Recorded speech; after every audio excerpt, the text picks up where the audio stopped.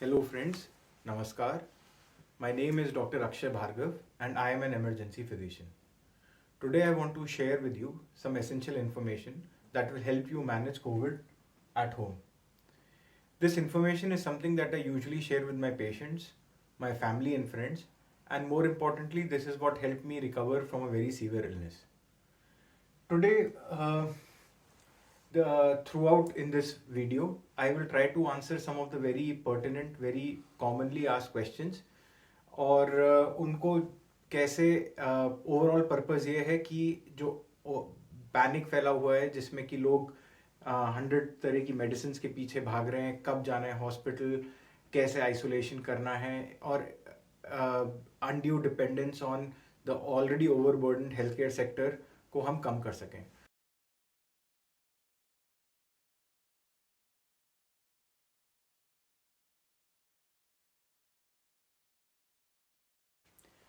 तो अब बात करते हैं कोविड स्प्रेड और प्रिवेंशन एंड आइसोलेशन.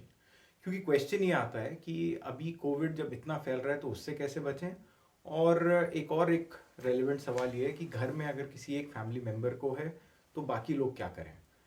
तो सबसे पहले तो अभी के जो एविडेंस है, एविडेंस में एक बात अभी तक ये था कि कोविड जो है ड्रॉपलेट्स के थ्रू स्प्रेड करता है, सरफेस पे रहता है, तो मास्क और सैनिटाइज़र और social distancing were being practice. But अभी का एविडेंस ये सब भी सजेस्ट कर रहा है, लैंसेट में एक स्टडी आई है जिसमें कि अगर डिजीज़ का बर्डन बहुत हाई होता है या फिर इंडोर्स में देखा गया है कि ये एयरबॉर्न रहता है. मतलब कि ये सिर्फ अगर आप किसी के साथ कोई, अगर आप लोगों के साथ बंद कमरे में हैं या फिर एक पर्सन जो कि एक अगर कोई इन्फेक्टेड है तो इट इज़ पॉसिबिलिटी कि बस वो ड्रॉपलेट्स के थ्रू नहीं, वो एयर में रह सकता है और उससे आपको इन्फेक्ट कर सकता है. और ये फिनोमेना जो है हम अभी की करंट वेव में भी एक्सपीरियंस कर रहे हैं, जब घर के सिर्फ एक नहीं पूरे फैमिली मेम्बर्स इन्फेक्ट हो रहे हैं. तो do your best what you can. First of all, through common sense, avoid any crowded or confined areas. That is number one.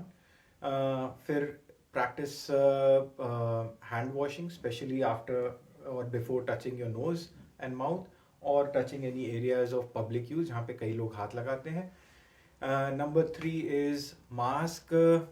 अभी भी it will help, it can help. And number four is practice social distancing. तो ये तो measures जो है as it is रहेंगे. But challenge वो है, अगर घर में किसी एक मेंबर को है तो बाकी सारे मेंबर्स काफ़ी रिस्क पे तो हैं, और जैसे ही पहले सिम्टम आने शुरू हों तभी उनको आइसोलेट कर दें. और आइसोलेट का मतलब ये है कि अगर घर में अगर प्रोविज़न है और जितना प्रैक्टिकली पॉसिबल है तो अगर हो सके तो उनको एक सेपरेट रूम में रखें और वो रूम अच्छे से वेंटिलेटेड हो, और बाकी मेजर्स जहाँ तक हो सके प्रैक्टिस करें. तो be cautious but don't get paranoid and do the best that you can. Now let's talk about how to know if you have COVID. तो कल ही मेरे को मेरे एक कोलीग, एक फ्रेंड का फ़ोन आया था कि उनकी वाइफ ने 2 बार छींक दिया और वो कंसर्न थे कि उनको कोरोना है कि नहीं. Well, Corona has come out as a puzzle for everyone, to say the least.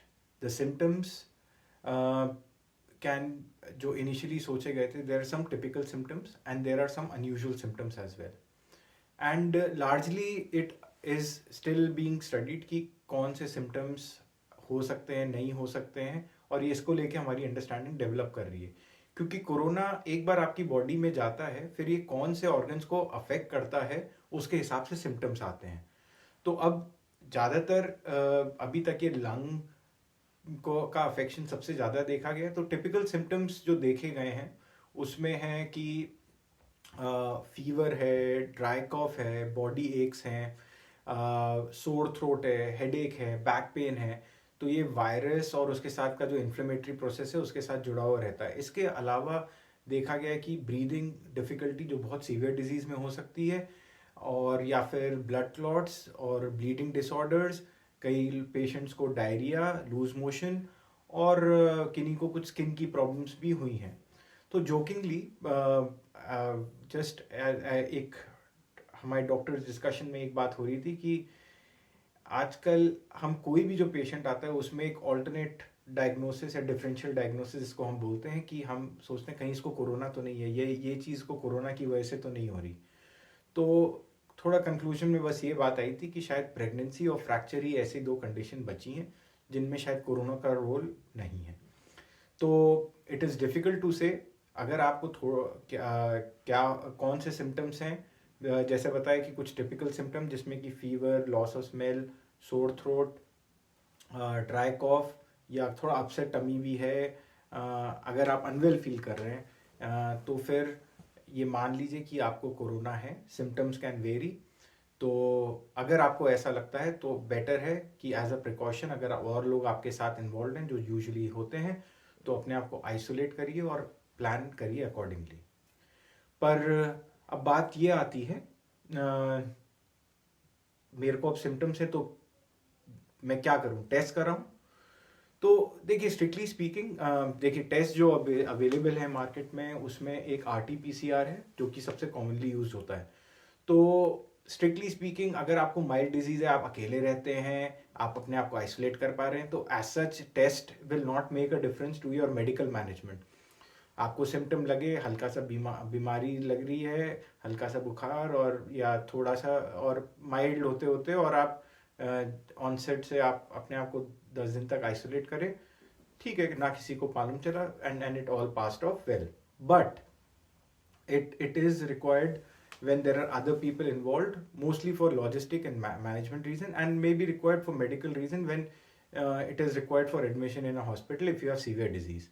So ये देखिए कि अवेलेबिलिटी कैसी है। आजकल टेस्ट के रिपोर्ट्स डिले भी हो रहे हैं, कई केसेस में फॉल्स पॉजिटिव या फॉल्स नेगेटिव, फॉल्स पॉजिटिव तो कम, फॉल्स नेगेटिव जरूर आ रहे हैं, क्योंकि जैसा देखा गया कि करंट कोविड में जो म्यूटेंट स्ट्रेन्स हैं ये कंसर्न किया गया है कि कुछ लोगों को सिम्टम्स तो होते हैं पर टेस्ट में नहीं आते हैं।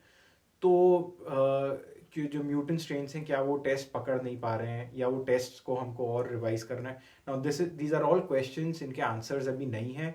तो अगर आपको बेसिक तौर पे अगर आपको कोविड के या आपको अभी इस टाइम पे कोई भी सिम्टम्स लग रहे हैं तो अपने आप को अकॉर्डिंगली आइसोलेट करिए। बट और उसके बाद के जो टेस्ट है, मैं ये भी सबसे एक जो चीज़ मैं देख रहा हूँ कि लोगों को कोई सिम्टम्स हुए नहीं, अभी 2 दिन बुखार के हुए नहीं और एक्सरे या फिर CT कराने के लिए जाने लगते हैं।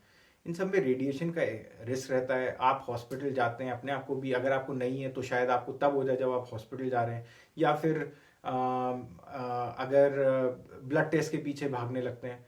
ये समझिए कि एक्सरे और CT स्कैन्स का initial phase of the disease में कोई रोल नहीं है, या फिर अगर आपको कोई रेस्पिरेटरी या ब्रीदिंग प्रॉब्लम नहीं है तो इनका कोई मैनेजमेंट भी उससे चेंज नहीं होता है। और ब्लड टेस्ट माइल्ड डिजीज में तो कोई फर्क नहीं करते हैं। तो इसीलिए सिम्टम्स हैं तो अपने आप को आइसोलेट करिए अकॉर्डिंगली। देखिए कि अगर टेस्ट कराने से आपके लॉजिस्टिक्स या मैनेजमेंट बेटर होता है या आपका मेडिकल मैनेजमेंट के लिए रिक्वायर्ड है और कैसी अवेलेबिलिटी है, तो अपना टेस्ट अकॉर्डिंगली करा लीजिए और अननेसेसरी टेस्ट से बचें। So let's talk about this scenario कि अब आपको कोविड हो गया है, ईदर यू हैव सिम्टम्स और you have been tested positive. तो सबसे पहले अब आपको कोविड हो गया तो सबसे पहले क्या होता है? पैनिक।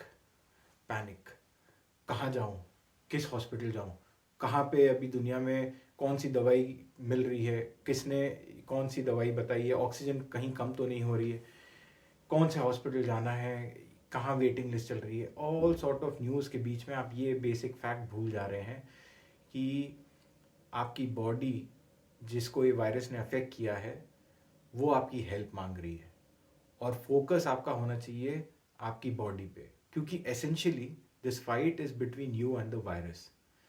क्योंकि जब ये वायरस आता है आपकी बॉडी में तो सबसे पहले एक अपनी बॉडी को अगर फोर्ट की तरह समझे, किला है और इस पर फॉरेन आर्मी ने इन्वेट किया, तो आपकी इम्यूनिटी डिफेंस की तरीके से उससे लड़ना शुरू करती है।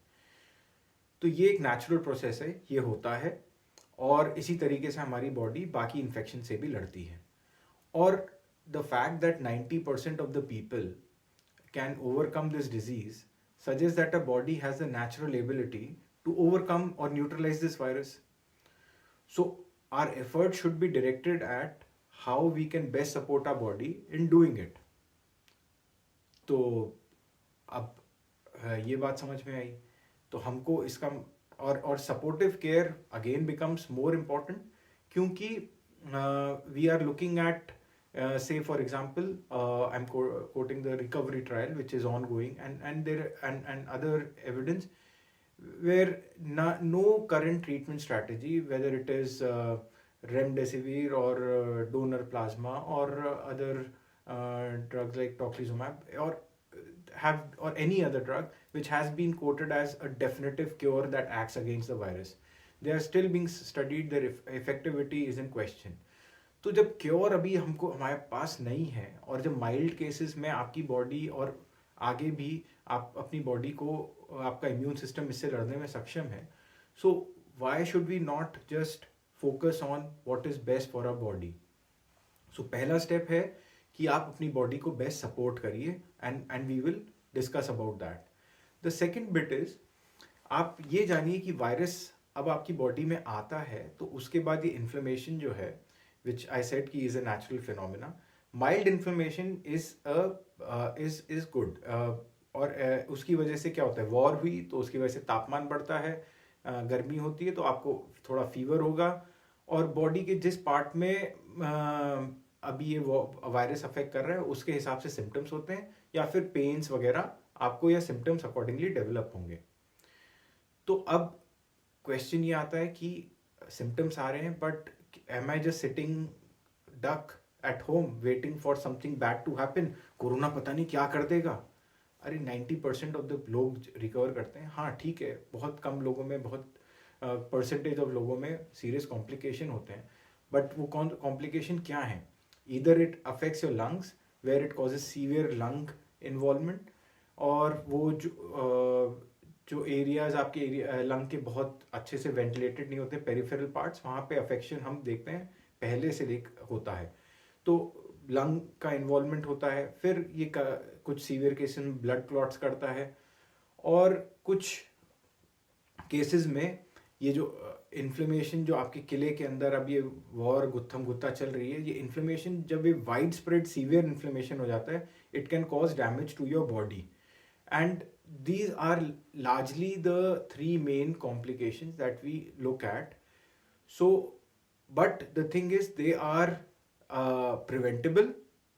Number 1 and 2 are preventable to a large extent. Number 3, you can, if you are monitoring regularly, so you can know and understand, and we'll discuss about it, how you can manage all these three in a well coordinated manner. So now we will talk about the home management of COVID.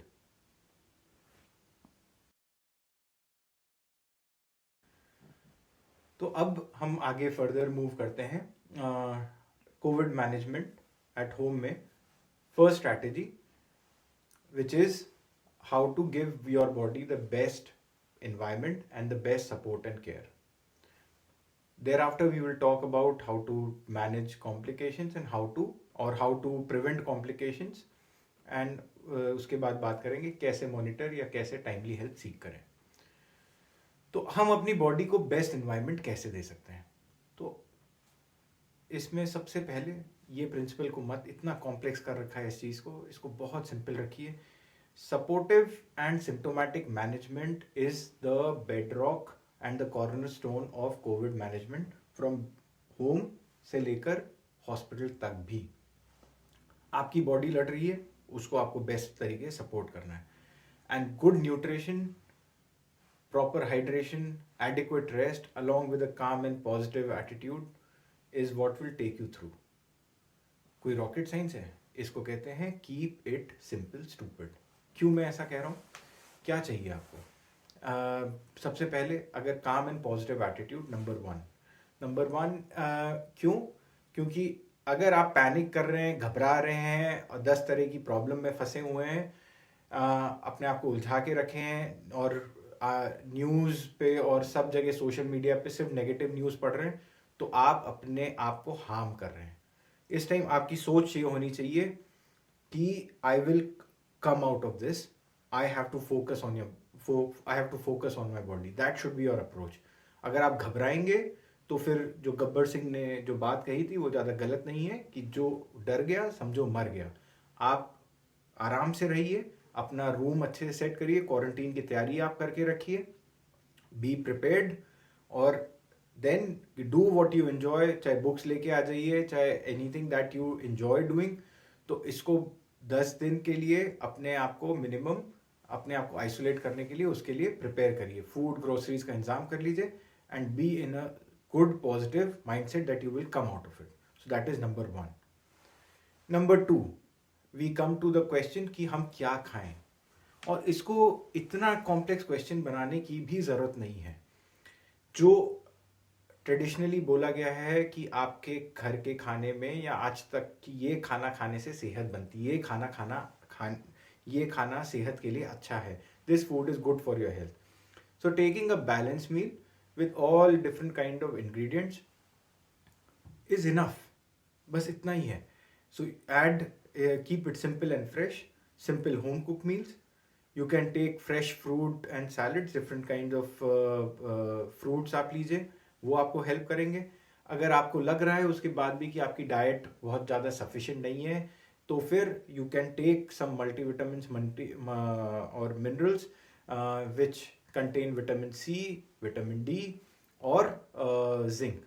तो ये basic principles को follow करिए, और और you will be getting adequate nutrition to, and that is nutrition means giving your body the nourishment so as to fight the disease.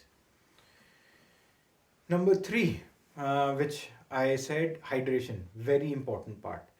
क्यों hydration इसलिए बहुत ज़रूरी है क्योंकि आपकी बॉडी का 70% हिस्सा लगभग पानी का होता है, और इसको आपको कंटिन्यूस रिप्लेनिश करना ज़रूरी है। आपको देखना है कि you avoid dehydration, you avoid getting dehydrated, क्योंकि वाटर आपकी बॉडी में हार्ट रेट मेंटेन करता है, ब्लड प्रेशर मेंटेन करने में हेल्प करता है, और ये आपकी बॉडी का टेम्परेचर भी रेगुलेट करता है, बॉडी को कूल रखने में हेल्प करता है। तो इतने इंपॉर्टेंट फंक्शंस के साथ आपको, चाहे आप पानी पीजिए, एक एवरेज अडल्ट रिक्वायरमेंट 1.5 से 3 लीटर के बीच में होती है, usually 2 litres plus minus 500। It can very, अगर गर्मी बहुत ज़्यादा है, ह्यूमिडिटी बहुत ज़्यादा है, या आपका बुखार बहुत ज़्यादा है, तो शायद आपको पानी ज़्यादा पीना पड़े। तो मेन चीज़ ये है, अपने अवेयर रहिए कि आपकी बॉडी कहीं डिहाइड्रेटेड तो नहीं हो रही है, तो पानी पीते रहें, सूप या जूसेस भी ले सकते हैं, तो अपने आप को वेल रिहाइड्रेटेड और रिप्लेनिश्ड रखें। इसके और बस एक जरा सा कॉशन कि जो अगर हार्ट या किडनी के पेशेंट्स हैं जिनके अंदर पहले से ही बोला गया है कि ये ज़्यादा फ्लूइड ना लें, फ्लूइड रिस्ट्रिक्शन है, तो उन पेशेंट्स में थोड़ा मतलब सेम प्रिंसिपल उन पे भी अप्लाई होता है कि डिहाइड्रेट मत होने दें, पर कितना पानी दिन भर में पीना है वो थोड़ा सा डॉक्टर से कंसल्ट कर लें। फिर आते हैं चौथा पॉइंट, जो कि है the fourth point is about giving yourself proper rest. Now rest and I would say having a good balance between rest and exercise. आपको बीमारी हो गई तो बस आप पड़े हुए हैं, बिल्कुल नहीं हिल रहे हैं, तो ये दिस इज नॉट गुड। आप रेस्ट दीजिए अपनी बॉडी को, क्योंकि आपकी बॉडी लड़ रही है एक वायरस से, तो आपकी बॉडी को रेस्ट चाहिए। So do not exert yourself, but keep yourself somewhat active. So very simple, good mindset, relaxed, और उसके बाद पानी पीते रहिए, खाना अच्छा खाते रहिए, और रेस्ट करिए।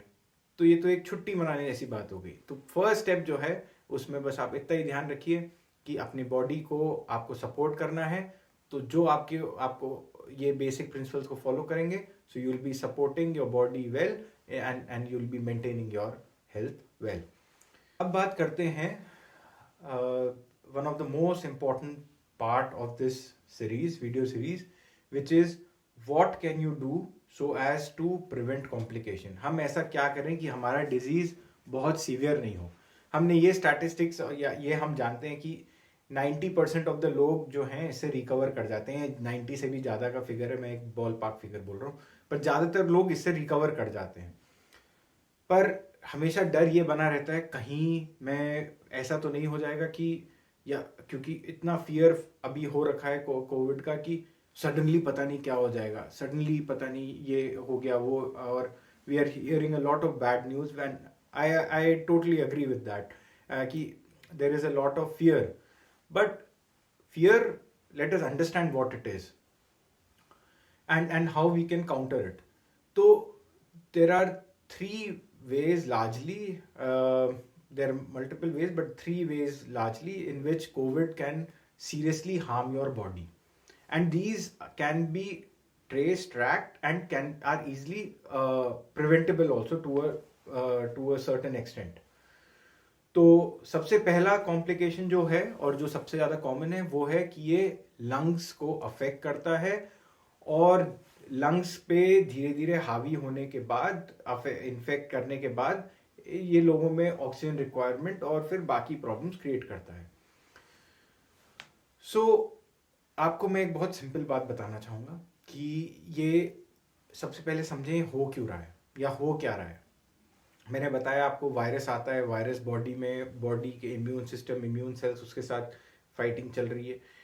Now that inflammation process is happening. Now it when it starts affecting your lung, it वो पार्टिकल्स या वो जो है वो फिर ये देखा गया कि virus is affecting those parts of the areas और those parts of the lung which are the most peripheral, और जो सबसे फर्दर अपार्ट वाले साइड के पार्ट्स हैं. क्या मतलब हुआ इसका, और ऐसा क्यों है कि अगर हम देखें यूजुअली हम जब सांस लेते हैं तो हम एक average adult around 300 to 500 ml की सांस लेता है. अभी जैसे मैं आपसे बात कर रहा हूँ तो इतनी सी सांस आती जाती है, बट असल में that capacity which is around 500 ml, इसको हम टाइडल वॉल्यूम कहते हैं.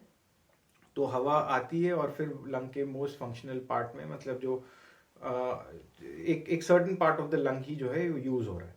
बट अगर मैं चाहूं तो I can take air up to 5 to 6 times of this capacity. How?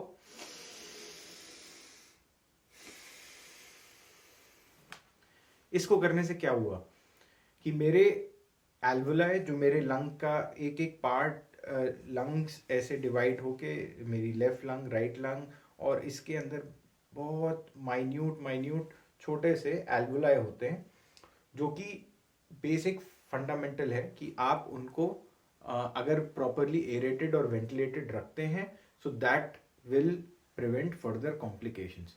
Now how do you do that, and how do you do that? So the point is, या तो generally अगर कोई बहुत हेल्दी है तो वो खूब भागता है तो, या बहुत स्ट्रेनस एक्सरसाइज करता है, तब जाके हम ऐसी वाली सांस लेते हैं, तब जाके हमारी लंग की पूरी कैपेसिटी यूज होती है. बट अभी जब बीमारी है तो हम ये कर नहीं सकते, तो फिर हम क्या करें? हम लंग्स की कैपेसिटी या लंग्स के को कैसे हम उसका वेंटिलेशन प्रॉपरली मेंटेन रखें. तो उसके लिए number 1, do deep breathing exercises. So how do you do that? Deep breathing, गहरी सांस लीजिए. और कैसे? अगर बेड पे हैं तो फिर कुछ ऐसे भी कर सकते हैं, या फिर तो डीप ब्रीदिंग, या फिर जैसे योग में प्राणायाम की डिफरेंट एक्सरसाइजेज हैं, आप उनको कर सकते हैं. और इनको बहुत ज़्यादा नहीं, बट दिन में अगर आप 2 से 3 बार करते हैं 5 to 10 minutes, that should be quite helpful. So try to do that, because ensuring proper ventilation is what is being even tried through intensive care, through ventilators. आपकी कई सारे जो जितने भी ट्रीटमेंट मेथड्स हैं वो सबका पर्पस ये रहता है कि कैसे आपकी लंग को वेंटिलेट कर सकें, क्योंकि ये लाइफ का एक एसेंस है. एयर का फ्लो लगातार बने रहना चाहिए, और वो अगर आपका बना रहा तो आप you will be more full of life, and you no matter आपकी वायरस अगर आपको अफेक्ट भी करता है, you will still have enough amount of lung which is active and which will help you sail through this disease.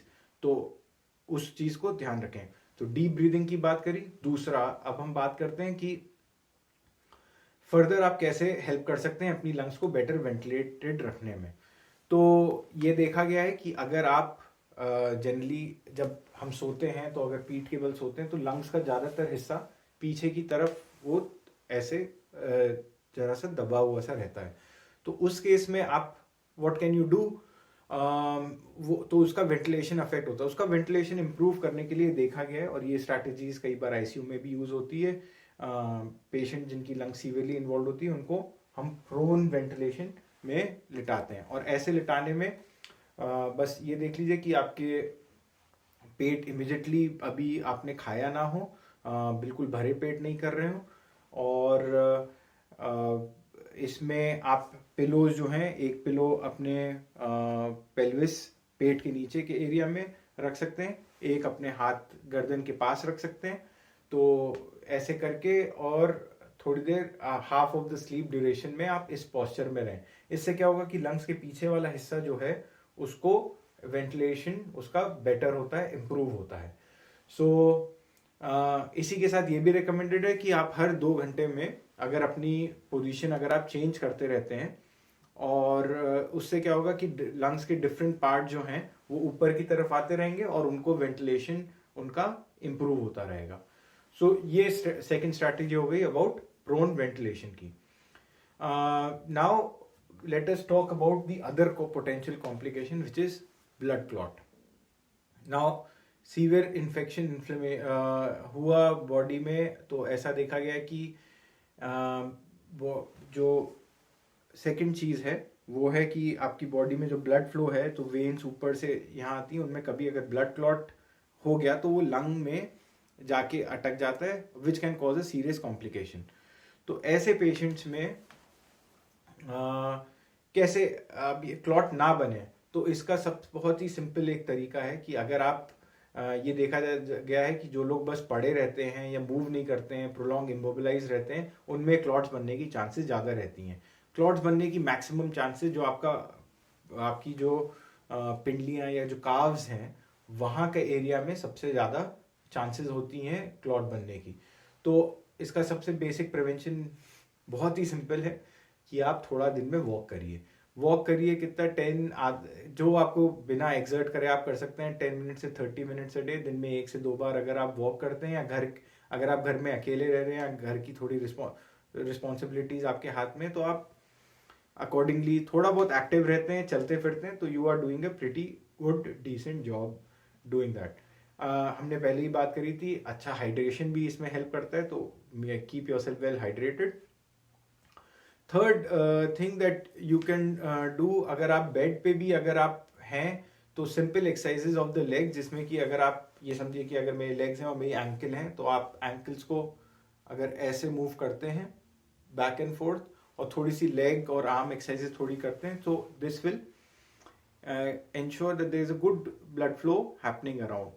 Now, so essence of life यही है, air का flow बने रहना है और ब्लड का फ्लो बने रहना है। आपने ये दोनों चीजें अगर आपने करके रखी, तो आपकी you will see yourself pass through the phase of Covid and potentially prevent these two life threatening complications. So now let us just quickly talk about now if you have got COVID, so what are the other things that you should prepare in order to handle this crisis better, जिसमें कि quarantine से related challenges हैं। तो आप इसमें क्या करिए कि सबसे पहले तो आप जैसे ही आपको अगर सिम्टम्स हैं, तो try to isolate yourself from other members of the family if possible in a separate room which is very well ventilated. फिर इफ़ रिक्वायर्ड, अगर बाकी के फैमिली मेम्बर्स को भी ज़रूरत है, तो उनका टेस्ट के बारे में planning. Then you should think about कि जो भी, because you will be in quarantine for at least 10 days, so necessary groceries का मैनेजमेंट, और फिर आप 10 दिन फिजिकली वर्ल्ड से अवे रहेंगे, तो अपने वर्क या ड्यूटीज़ के लिए, whether it is putting a leave of absence और वर्किंग फ्रॉम होम, तो उस सब की तैयारी कर लीजिए, क्योंकि all that is required so that you have a peaceful mind. फिर एक चार्ट बना के रख लीजिए जिसके अंदर आप ये लिख सकें कि ये डे और ये टेम्परेचर, ये आपके ऑक्सीजन लेवल और हाउ यू आर फीलिंग, ऐसे करके 3 पार्ट का चार्ट बना लीजिए. फिर get some basic medicine like paracetamol और ORS, जो कि आप अपने पास रख सकते हैं. वो कमरे में कंफर्ट की चीज़ें, बेसिक फूड, खाना पीना, और ऑफ कोर्स ऐसी चीज़ें जिससे कि आप अपना क्वारंटाइन अच्छे से बिता सकें, वेदर इट इज़ बुक्स और something else, which ever what ever keeps you occupied happily, वो आप अपने पास रखिए. एंड अपना रूम अच्छे से प्रिपेयर करिए. It should be light and Airy, well ventilated, separate toilet if possible. As I said, water, food, and whatever you can get, so as to give yourself a comfortable stay and without needing external dependence for those 10 days, and then just relax and do your best.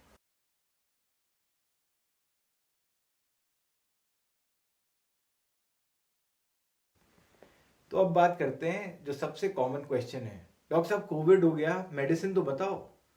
और यहाँ पे doctor साहब अभी तक बता रहे हैं कि आप अपनी बॉडी को सपोर्टिव केयर दीजिए, कुछ ऐसी एक्सरसाइजेस करिए जिससे कि आप कॉम्प्लिकेशन प्रिवेंट कर सकें, और यहाँ पे मेडिसिन की बात ही नहीं करी है. और जब तक आपने मेडिसिन की बात नहीं करी तो आप डॉक्टर कैसे हैं? क्योंकि आजकल हर एक आदमी, COVID has been new for everyone, और अभी हर एक आदमी अपने हिसाब से दवाइयाँ दूसरे को बता रहा है. I must say this is a pretty serious problem, क्योंकि हो क्या रहा है कि एक there is something we call as attributable बायस.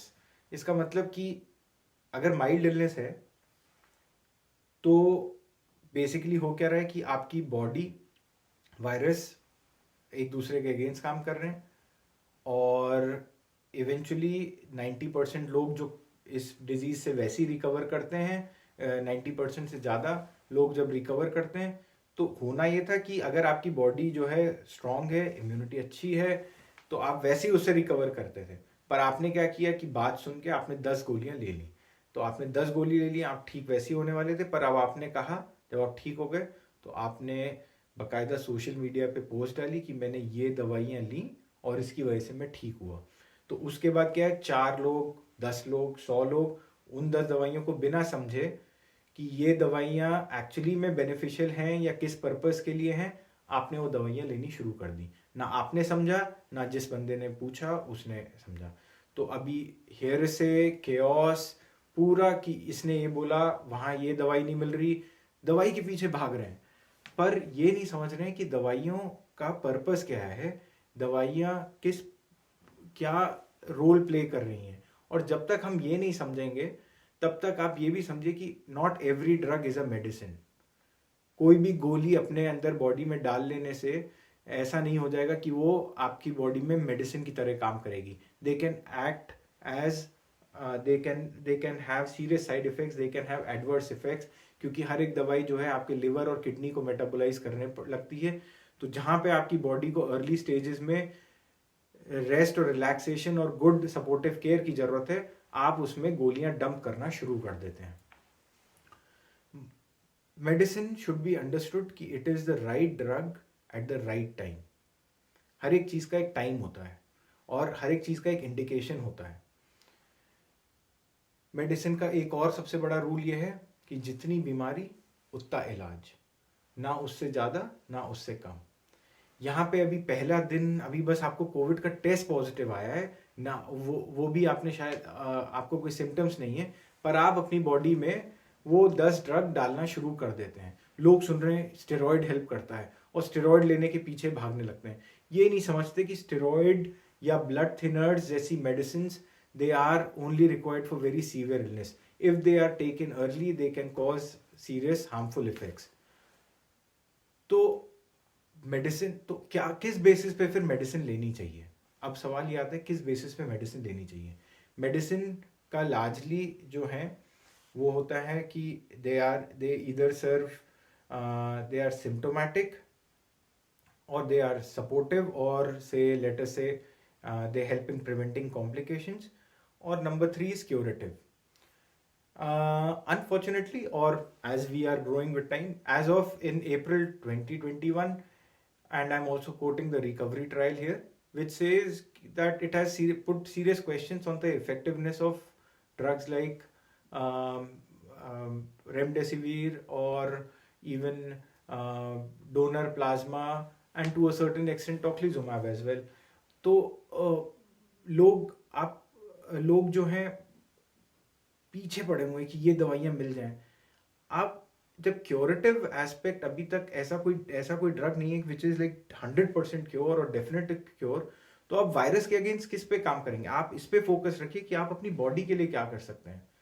तो आप अपनी बॉडी को गुड सपोर्टिव केयर ट्रीटमेंट दीजिए, और उसके बाद हम ये बात करते हैं कि अब आपकी बॉडी को जरूरत किस चीज़ की है, उसके हिसाब से हम ट्रीट करेंगे. तो सिम्टम्स क्या क्या हो सकते हैं कोविड के, वो बात करते हैं, और उसमें क्या ट्रीटमेंट देंगे वो बात करते हैं. और one of the most common symptom है फीवर या पेन. तो फीवर या पेन के लिए पैरासिटामोल के फॉर्मुलेशन 500 मिलीग्राम या 650 मिलीग्राम के आते हैं. इनको दिन में 3 से 4 बार 4 to 6 आवर के घंटे के गैप में ले सकते हैं. अगेन ये मेडिसिन जो है, हम जो ट्रीटमेंट बात कर रहे हैं, ये सिम्टोमेटिक ट्रीटमेंट की बात है. मतलब अगर आपको बुखार और दर्द है तो लीजिए. जस्ट बिकॉज कि मैंने बोल दिया कि वो दिन में 3 से 4 बार ले सकते हैं तो आप रेगुलरली पैरासिटामोल ले ही रहे हैं, नहीं, ऐसा नहीं है. If you require it then you take it. In some cases it can be कि आपका जो फीवर है it is just not coming down with paracetamol, and in such cases you can have a word with your doctor to see if there are certain anti-inflammatory, although they are not recommended अभी तक भी, but किन्हीं cases में कुछ anti inflammatory दे सकते हैं, पर वो स्पेसिफिकली उसमें ये कंसिडर करना चाहिए कि उनकी कोई एलर्जी या साइड इफेक्ट्स आपको हार्म तो नहीं करेंगे. तो ये बात हो गई फीवर और पेन की. उसके बाद हम आते हैं डायरिया. तो कई लोगों में अपसेट टमी होती है, तो पर कोविड में जनरली जो डायरिया होता है वो थोड़े टाइम होने के बाद और फिर it automatically subsides. But the key thing is, हमने पहले ही बात करी थी कि आपकी बॉडी में हाइड्रेशन बहुत इंपॉर्टेंट है, पानी लेना बहुत इंपॉर्टेंट है, अपनी बॉडी को रिप्लेनिश रखना बहुत इंपॉर्टेंट है. तो अगर आपको मल्टीपल लूज स्टूल्स हो रहे हैं तो ORS ओरल डिहाइड्रेशन थेरेपी, जिसको आप इसके या तो सैशे आते हैं जो 200 ml में, नहीं तो 200 ml में, या फिर 1 लीटर में मिक्स हो जाते हैं, या फिर प्री मिक्स बॉटल आती है, वो आप जब भी अगर आपको कोई लूज मोशन का एपिसोड होता है तो उसके बाद 200 to 400 ml 1 से 2 ग्लास आप उसको पी लीजिए. Drink it in small sips. इससे क्या होगा कि आपकी बॉडी में जो भी, it will replenish your body with water and with necessary electrolytes. तो उसके बाद हम बात करते हैं sore throat. Now sore throat, अगर गले में दर्द ज़्यादा है तो उसके लिए अगेन आप पैरासिटामोल ले सकते हैं, बट सिम्टोमेटिक रिलीफ के लिए यू कैन टेक लोजेंजेस, या फिर the good old, even whatever soothe your throat, तो you can even take the good old adrak shahad और Honey, ginger honey, something that soothes your throat, so you can do that.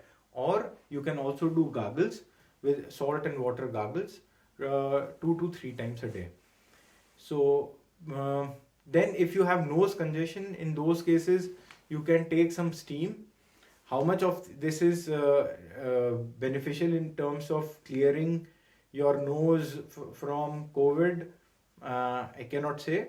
But yes, if you feel like if it makes you feel more, your nose opens, or you feel better with that, then you can take it 1 to 2 times a day. Then we come to again a very common symptom, which is cough. Now cough again, as like in viral illnesses, cough happens, then it usually subsides. So आपका cough अगर है, आ रहा है, dry cough है, कोई बात नहीं, ऐसी कोई ज़रूरत नहीं है दवाइयाँ लेने की, बस खांसी है.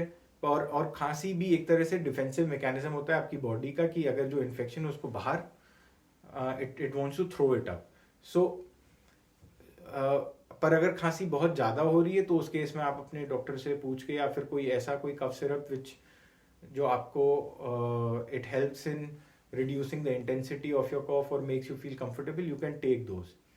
हाउएवर इन सर्टन केसेस, अगर आपका जो आप ले रहे हैं, आपका कॉफ बहुत ज़्यादा बढ़ रहा है और साथ ही साथ उसमें आप देख रहे हैं कि पीला या ग्रीन येलो और ग्रीनिश स्पूटम बलगम बन रहा है, तो उस केस में भी आप अपने डॉक्टर से डिस्कस करके कुछ एंटीबायोटिक ले सकते हैं, जो कि एंटीबायोटिक इन केसेस में depends on what your doctor advises. Commonly used are doxycycline and azithromycin, but you should not avoid taking any medicines beyond paracetamol and ORS without your doctor's consultation. And understand that there is nothing as such that is definitely acting on the virus. Everything is still being studied, or there is very low quality evidence so as to suggest their effectiveness. और antibiotics भी जो है ये भी super added bacterial infections में काम करती हैं, ये वायरस के अगेंस्ट ऐसे सच नहीं काम करती हैं. तो अब आप समझिए कि कौन सी मेडिसिन आप अपनी बॉडी को दे रहे हैं और किस पर्पस के लिए दे रहे हैं. अगर आपको ये क्लियर होगा तो फिर आप अननेसेसरी मेडिसिन के पीछे नहीं भागेंगे, और फिर आपकी डिपेंडेंस भी और आपकी बॉडी भी will be treated in the right manner. However, when even in serious illnesses, in severe form of illnesses, when it comes to hospital, the mainstay of treatment again remains कि जिनको सांस की तकलीफ है तो उनको ऑक्सीजन सपोर्ट देते हैं. Ventilators are the last resort. There is no magical treatment, वो लास्ट रिजॉर्ट होता है. उनको कुछ सपोर्टिव केयर जिसमें फ्लूइड्स और फूड और ये सब रहता है, तो ऑक्सीजन सपोर्टिव केयर. और उसके बाद के जो हायर लेवल के जो ड्रग्स हैं जो मैंने पहले बताए थे, वो हैं स्टेरॉइड, जो कि बॉडी में इन्फ्लेमेशन को डाउन करने में हेल्प करते हैं, पर ये साथ ही साथ आपके इम्यून रिस्पॉन्स को भी डैम्पन करते हैं. तो that is why they are absolutely, अगर आप जब आपका इम्यून सिस्टम काम कर रहा है, mild inflammation is good for your body. जब तक आप तब तक ले रहे हैं, मतलब तब आपको बिल्कुल भी स्टेरॉइड की जरूरत नहीं है. जब बॉडी में इन्फ्लेमेशन बहुत ज़्यादा बढ़ रहा है कि आपको ऑक्सीजन रिक्वायरमेंट हो रही है, तबीयत बहुत ख़राब हो रही है, only in those cases it is to be given only in the hospital on the advice of a doctor. And the other drug, as I said, is to prevent complication such as blood clots. So उसके लिए blood thinners भी hospital में दिए जाते हैं. वो भी high risk medications हैं जो कि डॉक्टर की एडवाइस पे ही शुरू करने चाहिए. So this is all about medicine. The lesser the better. Right medicine at the right time. जितनी बीमारी उतना इलाज. इधर उधर मत भागिए, अपनी बॉडी पे फोकस करिए, उसको अच्छी केयर दीजिए, and you will be out of it. So अब बात करते हैं कि अब आपको अगर कोविड है, आप घर में हैं और आपको माइल्ड सिम्टम्स हैं, आपको मालूम चल गया कोविड है, तो अब आप मॉनिटर क्या करें. सबसे पहली बात कि you are doing everything in your capacity to do what is best for your body, taking care of it. And also doing certain exercises that we discussed earlier, breathing and walking around to ensure things are running properly. But still, you need to monitor certain things कि जिससे कि हमारा purpose जो है main monitoring का ये रहे कि हमको ये मालूम चले, हमको अर्ली वार्निंग साइंस मालूम चल जाए कि हमको हॉस्पिटल या मेडिकल हेल्प चाहिए कि नहीं चाहिए, या फिर एक तरह से रीअश्योरेंस का भी काम करता है कि हाँ things are going well. Because in case you have to see what is your recovery pattern is. So सबसे पहले there are things that you should monitor. First is your oxygen levels which can be check via pulse oximeter. ये oximeter आजकल आप देख रहे हैं market में available हैं. आप अगर कर सकते हैं तो आप भी ऑर्डर करके अपने पास रख लीजिए. ये यहाँ पे फिंगर में फिक्स होते हैं. इन पे एक ऐसा वेव फॉर्म आता है, इस पे हार्ट रेट और ऑक्सीजन लेवल्स दिखाई पड़ते हैं. जनरली आपके ऑक्सीजन लेवल्स जो हैं वो 95 से 94 के ऊपर रहते हैं और 99 तक रहते हैं. कि नहीं, मतलब ये नॉर्मल रेंज है. तो इस रेंज में आपके अगर सैचुरेशन है then it is fine. However there are certain people जिनके अंदर ये खासकर जो क्रोनिक स्मोकर्स जिनके अंदर पहले से लंग की कंडीशन है, उनके अंदर ये सैचुरेशन कई बार 88 से 92 के बीच में भी नॉर्मल माने जाते हैं, 94 से कम भी. तो ये बात हमको मालूम रहे. अब आप अगर चेक कर रहे हैं तो कम से कम उसको 1 to 2 मिनट में स्टेबल फिंगर पे लगा के देखिए कि प्रॉपर वेव फॉर्म आ रहे हो। और बस एक सिंगल रीडिंग अगर नीचे आ गई 90 से तो एकदम से पैनिक करने की ज़रूरत नहीं है। लगा के देखिए कैसे आ रहा है, सैचुरेशन की एवरेज रीडिंग 1 से 2 मिनट के बीच में कितनी है। अब अगर ये किसी के पहले से अगर कोई बेसलाइन प्रॉब्लम नहीं है और फिर भी 94 के नीचे आ रही है, तो उस टाइम पे आपको ये देखने की ज़रूरत है कि पहली चीज़, does are you also feeling breathless और is the person who is also feeling breathless. If that is so, then that is an absolute indication to reach out and go to a hospital. But इसीलिए अगर आपके पास अगर pulse oximeter ना भी हो, जो जैसा मेरे पास घर में नहीं था जब मैं खुद बीमार हुआ था, तो what I was just seeing कि am I getting any sort of breathing difficulty or not। तो मैं सिर्फ उसी अगर मैं आराम से सांस ले पा रहा था तो I did not worry about those numbers, क्योंकि मेडिसिन का एक सिंपल मॉनिटरिंग का फंडा है, you just don't treat the numbers, you treat the patient. तो अगर आपको ठीक लग रहा है तो अगर आपके पल्स ऑक्सीमीटर ना भी हो तो आप ब्रीदिंग या रेस्पिरेटरी रेट या ब्रीदिंग एफर्ट्स पे रिलाई कर सकते हैं।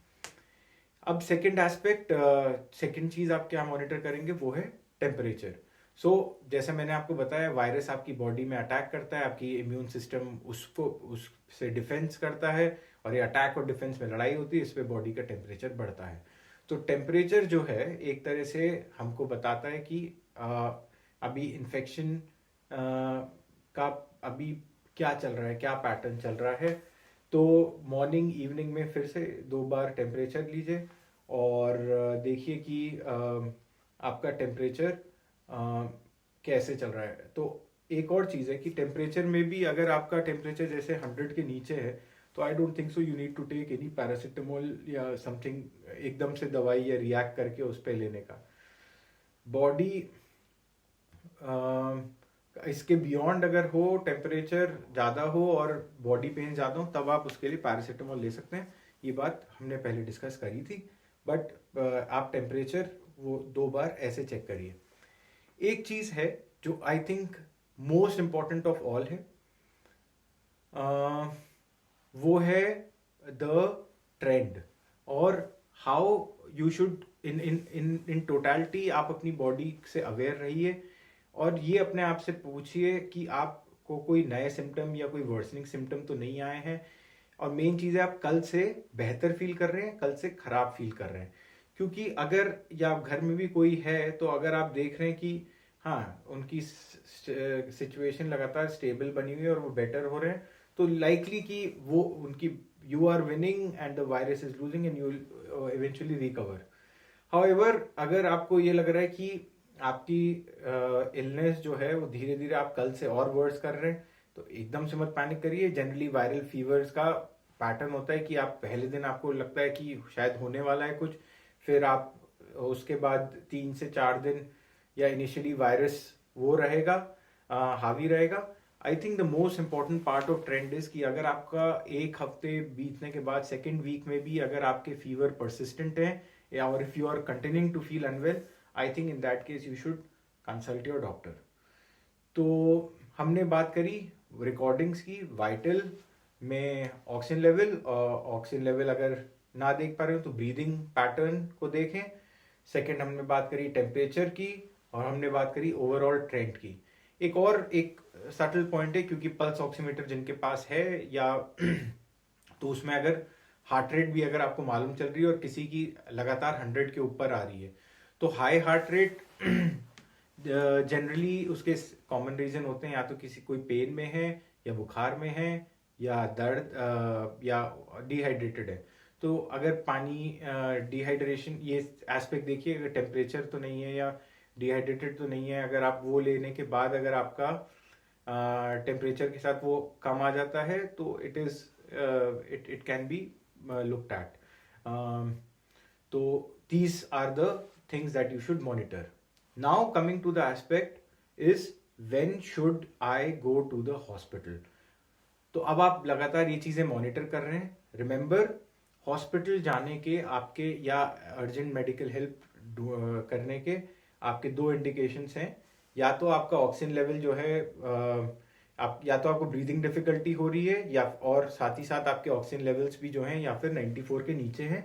तो इसका मतलब अब आपको आपकी बॉडी को ऑक्सीजन की रिक्वायरमेंट हो सकती है, तो ये एक इंडिकेशन हुआ हॉस्पिटल जाने का। the second thing that agar the second thing is related to, as I said, if आप घर में अपना सब मैनेज कर रहे हैं बट फिर भी आपका ट्रेंड या आपकी ओवरऑल हेल्थ इतनी डाउन जाती जा रही है, लगातार फीवर है कि you reach a point where you are unable to cope at home, आपसे चीज़ें घर में मैनेज नहीं हो रही हैं, तो उस केस में आपको मेडिकल हेल्प या फिर हॉस्पिटलाइजेशन सीक करना चाहिए। Now after these two things I think, अब अगर आपने suppose now you come to that bit कि अब आपको हॉस्पिटल जाना ही है, तो सबसे पहले मैं आपसे एक बात ये बोलना चाहूँगा कि सो हॉस्पिटल्स की अभी करंट स्टेट ये है कि दे आर ओवरवेल्म्ड, स्टाफ भी जो है हॉस्पिटल में they are overworked and they are overcrowded. तो जनरली आप हॉस्पिटल कोई जब जाता है तो इसलिए कि उसकी बेटर केयर हो सके और उसको एडवांस ट्रीटमेंट मिल सके। तो करंट सिनेरियो में आप ये समझिए कि the usual level of care which you would expect in hospital is compromise. Also there are certain aspects which are like there is anxiety की you cannot see your relatives. Of course इस time पे hospital में crowding कम करने के लिए बात ज़रूरी है, तो उसको लेके भी एंजाइटी रहती है। तो आप you should see how much are there actual need or purpose of getting hospitalized, are there actual medical indications of getting hospitalized. The second bit is कि आप अपने expectations को भी थोड़ा सा समझिए। आप हॉस्पिटल जा रहे हैं, ये बात समझिए कि कोई डेफिनेटिव क्योर नहीं है, तो लार्जली जो ट्रीटमेंट रहेगा will be guided by, as I said, it is dependent on the mainstay of hospital remain good symptomatic care या supportive care, oxygen therapy, steroids in severe illness and blood thinners. So these remain the mainstay of hospital treatment. So as such, I would say on a larger scale, the advanced home care facilities or advanced home care options for people who need minimal oxygen or maybe very frail old people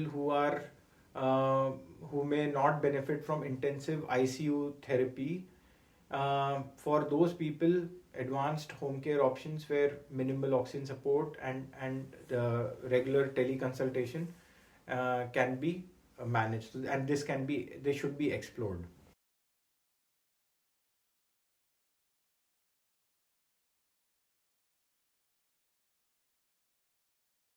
अब आप hospital जा रहे हैं तो किन चीज़ों का ध्यान रखिए। पहली चीज़, पैनिक नहीं करनी है। Always keep, if you are in the, अगर आपको कोरोना हो गया तो always just plan ahead so that you do not panic. ये जानकारी रखिए कि आपके एरिया के कौन से हॉस्पिटल्स हैं जहाँ पे कोविड पेशेंट्स को एडमिट किया जा रहा है और जहाँ पे तो इस बारे में अवेयर रहिए। ये अपने आप से ऑफकोर्स ये सवाल पूछिए कि do I need the hospital and what purpose is it going to serve me. Then आप हॉस्पिटल जाने के लिए आपने ये पता कर लिया कौन सा हॉस्पिटल है, कौन सा बेड है, या ये सारी चीज़ें आपने पता कर ली।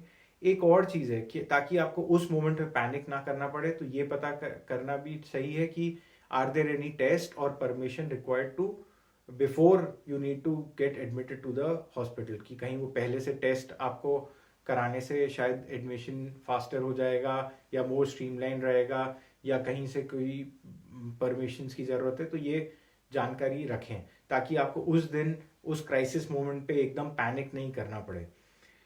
एक और चीज़ कि अगर आप हॉस्पिटल जाने का सोचते हैं तो कहाँ कौन से हॉस्पिटल जाएंगे, just have a mentally checklist की थ्रू कि जाना पड़ेगा तो what would be the best modality, ambulance बुलानी पड़ेगी या हम खुद जा सकते हैं, कितना टाइम लगेगा? I think time is of essence, क्योंकि अगर कोई पेशेंट अगर डिटोरिएट कर रहा है तो वहाँ पे फिर आपके ये आपको क्लियर होना चाहिए कि कितना टाइम लगेगा, और उसके लिए क्या आप एम्बुलेंस बुलाएंगे या आप अपने से खुद जा सकते हैं. And lastly you should consider few things such as cost, insurance and other documents. अगर आप ये सब चीज़ें पहले से सोच के रखते हैं, it will probably help you in handling this crisis better even when it comes to the crisis point.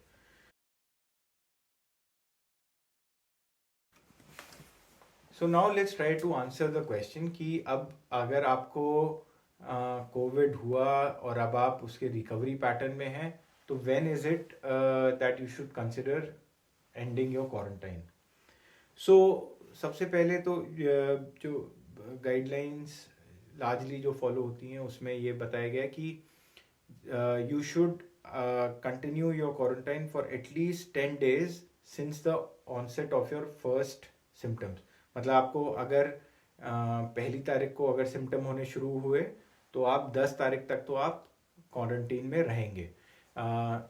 और उसके बाद भी अगर आपको फीवर उसके बाद भी अगर रहता है या आपके सिम्टम्स उसके बाद भी रहते हैं, then you should be looking at a certain trend, which is like आपका at least a 24-hour period has gone by where you've had no fever, where you needed no paracetamol, and your overall symptoms are also coming down. Fever का मैंने क्यों बोला, क्योंकि हमने पहले देखा था कि वो वायरस जब तक बॉडी में एक्टिव रहता है तब तक इम्यून सिस्टम जब उससे लड़ेगा तब तक बॉडी में इन्फ्लेमेशन होता है जिसकी वजह से टेम्परेचर होता है. सो इसीलिए your ending your quarantine should largely be guided by your symptoms. Minimum 10 days, और अगर उसके बाद भी अगर फीवर है तो कम से कम 24 आवर का फ्री पीरियड, उसके बाद आप क्वारंटाइन एंड कर सकते हैं. So now how much a second test is required? I don't think so. It is there are clear benefits of getting a test done to end your quarantine. It should largely be governed by your symptoms as I described earlier. But ending your quarantine means what in the current pandemic? इसका मतलब ये नहीं कि बस अब हमारा quarantine खत्म हुआ, अब now I am just out and doing whatever I want. पहली बात तो घर में गवर्नमेंट की गाइडलाइन ये कंसिडर करते हुए कि ये एयरबॉर्न है, ये भी है कि घर में भी आप मास्क पहनिए, ये भी बोल रहे हैं. I know it is quite difficult, but अगर आपके घर में आपकी जॉइंट फैमिली है, कई लोग रहते हैं, तो प्रिकॉशंस लेने ज़रूरी हैं. अब आप अपना क्वारंटाइन आपने एंड किया और घर के अभी एक मेंबर था जिसको कोविड था, बाकियों को नहीं था, तो इस टाइम पे आते आते अगर ऐसा हो गया कि कोई घर में किसी को भी सिम्टम्स नहीं है, तो I think wearing mask at in home can be eased definitely. और उस पर your general precautions, and you should remain cautious when you are going outside, कि ज़्यादा क्राउड में ओवर क्राउडेड या क्लोज स्पेसेस में ज़्यादा ना जाएं. सोशल डिस्टेंसिंग, मास्क और हैंड वॉशिंग को फिर भी जहाँ तक हो सके उसको फॉलो करते रहें. So that is that. Now the bit that is कि अब इसके बाद कोविड के बाद क्या रिकवरी नॉर्मल रहती है, या आप कोविड से निकल गए, बहुत अच्छी बात. It is that means you've done a fantabulous job, your body has done a fantabulous job. But often Covid की वजह से कुछ लोगों में अगर खासकर सीवियर डिजीज रहता है तो कभी कभार उनको लॉन्ग टर्म या थोड़े से टाइम तक के लिए कुछ वेग सिम्टम्स भी मालूम चलते हैं, जैसे कि फटीग हो गया, या एक चेस्ट पे एक बैंड लाइक या वेग चेस्ट टाइटनेस वाली सी फीलिंग, या फिर ओकेजनल ड्राई कॉफ उनको होता रहता है. तो ये symptoms will go with time.